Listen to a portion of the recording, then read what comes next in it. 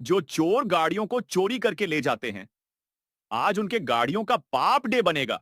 आओ देखते हैं कौन सी गाड़ी चोरी की लगता है। यही गाड़ी चोरी की है, लेकिन उसे देखने से पहले बेटा मुझे देखकर इग्नोर मत करना।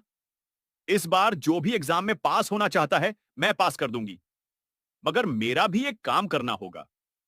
तुम्हें इस वीडियो को एक लाइक और चैनल को सब्सक्राइब करना होगा और 5 सच्चे मित्र को शेयर करना होगा। और मेरे बेटे जाते जाते कमेंट में सरस्वती मां लिख दो और इसका तो पापड़